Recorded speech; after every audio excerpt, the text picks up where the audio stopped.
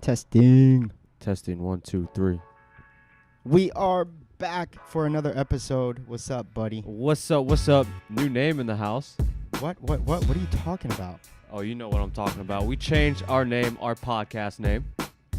Really? Tell me all about it. Guy acts like he doesn't know. We are now officially no longer Lifelong Fitness Podcast. Say what? Straight up. We are now officially the Look Good, Feel Good podcast, baby. I think that has such a better ring to it. I mean, I feel proud to announce that. It just rolls off the tongue a lot better. What do you think? Dude, I love it. You're on board? Because I kind of threw that curveball at you real quick. Well, I wasn't ready for the name change. Although Look Good, Feel Good is what we represent. It's what we've been talking about in our lectures, in our staff trainings, where we're like, dude, we are getting people to feel better, no question. It's the first response that they get. I feel better, my clothes feel great. But we're saying, personally, we were saying that if we didn't make drastic changes in how they looked, that you would be crazy to keep doing this type of program 6 to 9 months later. And if they did, they stayed, and I've said this on the podcast multiple times, they stay for the community, but not the results, because they're not getting physiological changes in body composition. And so I love it, dude. I love it. I think that lifelong fitness just didn't meet, really the two most important parts of what we're trying to sell here. Yeah, no, I'm a huge believer in self-confidence coming, becoming more stronger in someone when they're happy with what they see in the mirror, right? So, look good, feel good. It's why people, they sign up for our gym. They commit to a healthy lifestyle.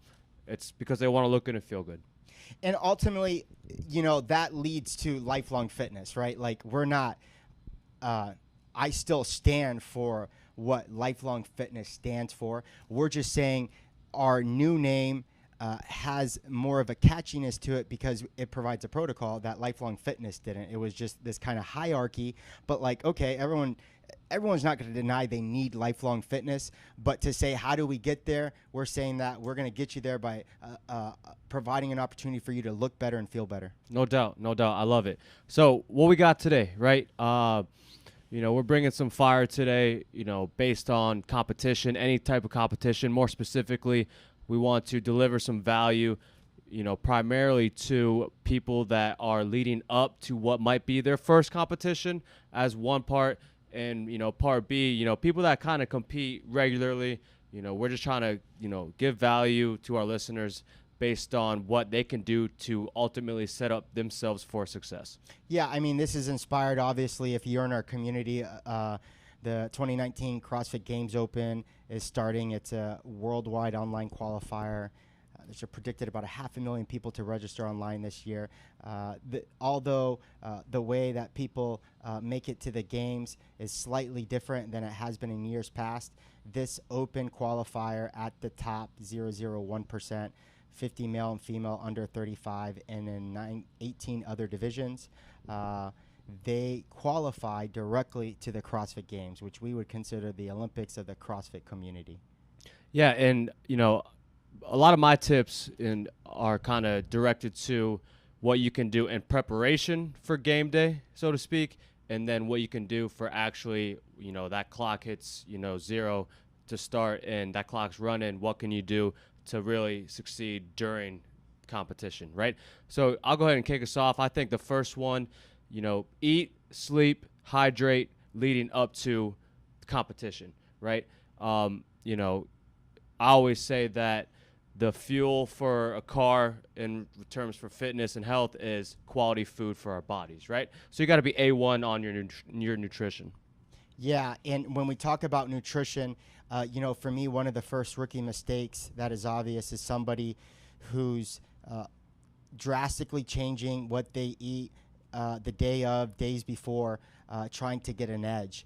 And as great of an idea as that sounds, it's ultimately disastrous, meaning You don't know how your food's going to respond that close to competition. You've never had that food before competition, and all of a sudden you start taking it. So basically what you're saying is you can't go out of your norm, right? You can't try new things, get fancy with some, crazy recipe for performance that you saw on social media, right? You got to stick to what you know and what has been working for you as of recent. Or out of convenience. I mean, I remember a CrossFit competition, one of the first that I ever did. And listen, I've been an athlete way before CrossFit. But this one time, we had traveled to Tennessee, went to a really nice hotel, hadn't planned to eat the hotel food. I actually brought my own food, right? Trying to practice what I preach. But I woke up so tired that I didn't want to cook that food inside the hotel that I went downstairs and I had their food, I had their eggs and their baking and all that. And I vividly remember not feeling well in the middle of the first event. And it wasn't soon after the event that I threw it all up. And that had never, ever happened to me before. But it was, again, a reminder, even for someone like myself who's competed as long as I have, that you just can't do that, even if it is convenient. I'll be the first one to tell you, having to prep your food and do all that stuff the night before, eating the same foods over and over during prep week because you know it works. I'm not saying it's fun and exciting or convenient, but you got to stick to what works, like you said. Yeah, no, at the end of the day, you can't, I think a common theme will be you can't get too far out of your realm and try something new, switch something up, and, something you're not too familiar with, you don't know enough about, that could have a negative reaction. The other one that, to me, is a rookie mistake is when an athlete starts taking supplements for the wrong reasons. Like pre-workout. I've never had pre-workout. I don't even drink coffee. I'm very sensitive to caffeine. Let me go ahead and try some pre-workout before the first open event. How's that sound? And they wonder why in the middle of the workout they can feel their chest beating. Yeah, they're throbbing. Their heart's about to beat through their chest. They're nauseous. They're dizzy. And like, what did you do? I tried this new pre-workout. Oh my God, it's the worst thing you want to hear from a coach when a dude's on his back and he's so nauseous he can't sit up, and you're like, I wish you would have told me that, because, again, in theory, it sounds like a great idea. I perform like this without the supplement. What if I took the supplement? But it is a really bad idea. I mean, one of the articles I referenced earlier in the week, the scientists had measured caffeine elevation to beats per minute, and it significantly reduced an athlete's heart rate with overconsumption of caffeine, and had a direct correlation between low performance versus those who didn't have the caffeine. So again, I'm not saying caffeine doesn't work. I'm a big caffeine Yeah, I was drinker. about to say you're a big believer in caffeine enhancing performance. Yeah, I'm not saying not to have the caffeine. I'm saying don't touch supplements that soon out that you've never experienced before a competition. Yeah, that you don't have the awareness on how it's going to react to your body, how you're going to react to taking something like that. Is sketch, dude, for sure. Let's see what else we have. So game day, for me, one of the things that I like to say is get sweaty before you really get sweaty. Yeah, nice little warm-up. Yeah, I mean, ultimately, you want to feel a warm-up should make you feel like you're 18 years old again. I love telling my masters that, because it's like when you've done a proper warm-up, then went into general, then move into specific, it should have taken you about a half an hour. And in that half an hour, you feel so much better than if you just would have come in too hard, too fast, and started the event. And again, it's not convenient. You got to take extra time out of your day to warm up. Half the warm-up stuff is very rudimentary and basic and low intensity. That's not what I'm saying. What we're saying is, how do we encourage athletes to perform at their best when it's time to perform at their best? And for me, it's about even getting ahead, even like walking around the building 10 minutes before you come into the gym has a much better influence on your training than if you got up in the morning, went straight into your car, and showed up right before the event starts. You are going to struggle, my friend. Yeah, from a physical standpoint and a mental standpoint. I feel like the warm-up is just as good mentally as it is for you physically.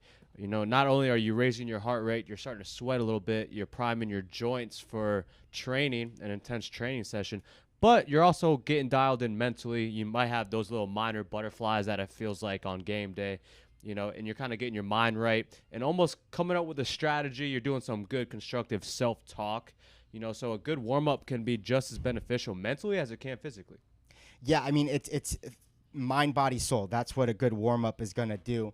When I try to identify how do I get them moving physically, I put them into 3 parameters. One, it's a warm up. You're literally warming up the core temperature. So if you don't literally feel your body getting warm or hot, or the physical evidence is sweat, you haven't gotten into that phase or done enough movement to really warm up. 2 is elevation of heart rate. That's why basic movements like rowing, jogging, jump roping, airdyne, ski erg is going to elevate their heart rate and allow them to be part of the warm-up process. And then 3, the most important, regardless of what you're doing, go through all the joints of the body. Go through the major joints, whether it's basic movement, whether it's PVC, something, kettlebell, light kettlebell. Go through the entire range of motion for the sake of going through the entire range of motion. And then keep it dynamic, right?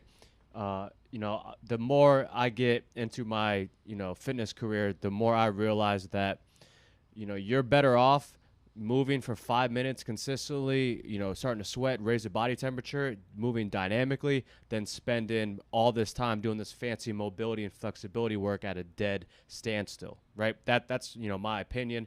But I feel like, primarily the first priority should be to raise the body temperature, and then that can kind of go along with your other points. But I think you're better off making your money there than doing a static stretch, staying cold. Yeah, I mean, how I look at the template is everything I do before, in our case, 3, 2, 1, go, is preparatory, absolutely preparatory. And if if you can't specifically say how that has a direct effect to you performing better in that workout, then it's probably done incorrectly, like you said. Like me sitting in a lunge for 10 minutes or sitting in an air squat for 10 minutes does not prime me for full activity. Yeah, right? No, they say, object in motion tends to stay in motion. Object in rest tends to stay at rest. You're not prepping for a full-on hour-long yoga routine, right? You're prepping to train high intensely, and the best way to do that is get that body moving. Yeah, and with that said, I mean, for us, it's not just about getting, to us, the recovery is just in part is, the competition in itself. That moment we call time is the moment we're thinking about, how do I cool down the system? How do I get this thing loose again? That's when we can start thinking about passive work, like sitting into stretches longer, or passive mobility work where I like to call it lazy man stretches, feet on the wall into a split, lacrosse ball in the low back, where I really don't have to do a lot of work. I think a lot of people don't like stretching because, there's a lot of balance work and a lot of complexity involved. They're making it, like you said, harder than it really needs to be. Yeah, you got to kind of find something that you can, add into your routine that feels good at the end of the day. That feels good. But, kind of to backtrack a little bit, so we went over the warm-up. Now, what are some key takeaways we can give to our listeners when that clock starts, right, and it's officially on? The clock started, we're competing. One of my big ones is don't make it, out to be bigger than it is, right? If you can kind of look at that competition, that game day, as part of your practice, part of your training, and try to correlate the two, that, you recognize you are prepared, you put in the preparation, you've been working towards this day, right? It's not something you're not ready for. So, just the fact that it's at a different setting or whatnot, some people tend to get overly anxious, but at the end of the day, I would highly encourage you just to, hey, tell yourself, give yourself some constructive self-talk that you have prepped for this, right? You are ready for this. Breathe and just treat it like you're training. That's really good. And it's normal to have a slight anxiousness, to have a slight nervousness. No doubt. When a prospect comes in here and they say that allows me to help them understand them more, which is like they're actually thinking this through. This is not someone who just walked across the plaza and saw our gym and says, hey, what is that you're doing? They don't have a clue. And likewise, when people come in, and a lot of them are going to have those feelings this weekend, man, I'm really nervous. And I'm like, that's awesome. You should. We say all the time, you should feel that way, because otherwise you really don't care about it, or you haven't thought long about what you're about to go through. And the same thing is with every sport. What we're saying is that at some moment you have done all that you can do, and there's nothing more that you can do to train when I say 3, 2, 1, go. And it's in that moment that you have to remind yourself that you can only control the things within your control. I don't know what the workout's going to be tonight. I don't know or get to pick what schedule I get to play in football season. I don't get to decide how they get to practice. You don't know what your competition's going to do on game day. 100%. And so we separate these in two categories, things I can control. One of them, you're talking about mindset, positive self-talk, getting here early for warm-up. These are the things I can control. And everything else, you have to literally believe it doesn't exist. You have to let go. Because when you do, then for some reason you begin to think that you did have control over that. You have this idea that you're mad that a certain workout didn't come, and so you call it stupid, or that a team won fair and square, but you have some excuse why it was the referee's fault. And ultimately, they just don't get that there are only certain things you can control, and we have to consider that all the time. It's not once I believe that it's there forever. It's something that you always are fighting through, even in the position of battle. It's a humbling feeling, but you have to do that, or you will never make it through that performance anxiety of having to do this over and over and over again, like most athletes. Yeah, you can't leave your possibility of success and competition up to a external source, right? It's up to you.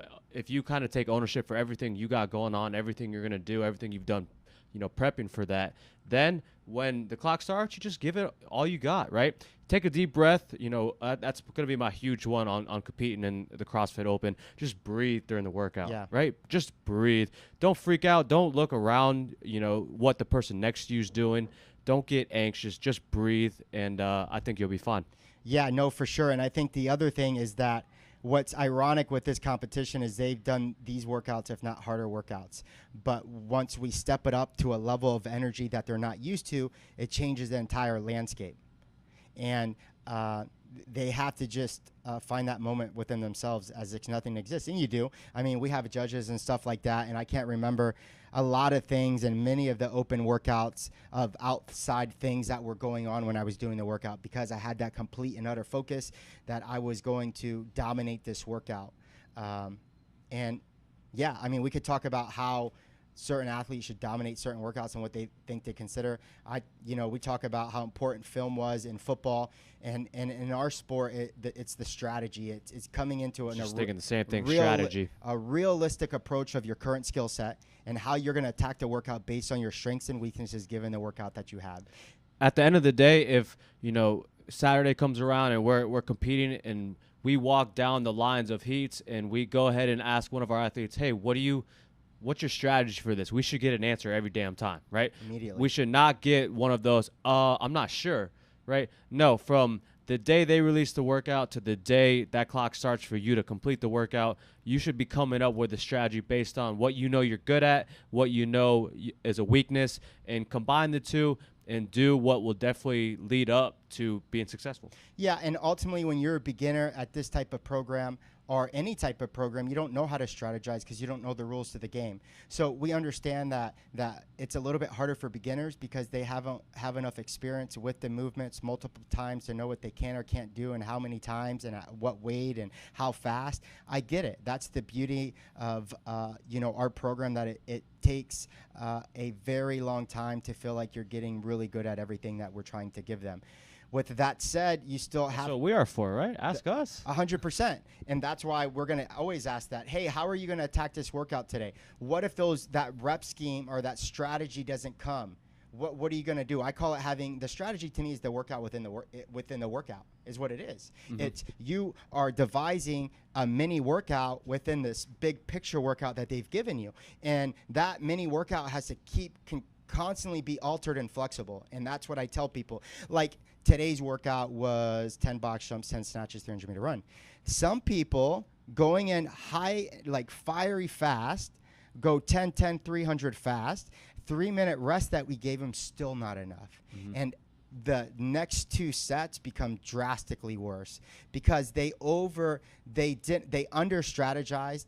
and that's what happened to them. And the problem with that type of athlete is there's not enough consistency within those 3 sets to actually get legitimate improvement. What they did is they destroyed their heart and soul for 1 set, and they survived at subpar technique, at subpar speed, and they didn't get the full picture. The opposite is somebody Over-strategizing. Over-strategizing. Yeah, no, I've had, I don't mean to cut you off, but that on the other end of the spectrum, it's when athletes, they have all this energy at the end of the workout, right? And they are almost looking for something extra to do because they didn't obviously, they took their time or they didn't pick an appropriate load. They kind of took a step back and took it easy going into the workout, over-strategizing. Yep, and I'm not saying that this never even happens to me where I over-strategize or under-strategize. I'm saying consistently, for sure, but consistently, I plan as needed. But there are moments, listen, we are self-generating uniquely original workouts every single day, 1 month and year. There's no possible way that you can completely and perfectly strategize every single workout we give you because this is the first time that you've ever do it. But if the last 4 times I saw you either over-strategize or under-strategize, there's a problem. And so what we're looking for are indicators like that to be able to get ahead of the conversation with the athlete. That can happen as well today. That happened as well today where the individual athlete performed a little mini workout after the workout. And I, directly but lovingly said, like, dude, something didn't go right in that workout because you shouldn't want to do anything else. And thank God I had a member next to me confirming, like he's on his back. He's like, dude, you're crazy. I don't even know how you're doing that over there. And there's goal and intention for all these workouts, and we, like the mad scientists, have to look at okay, this movement is backed by this movement.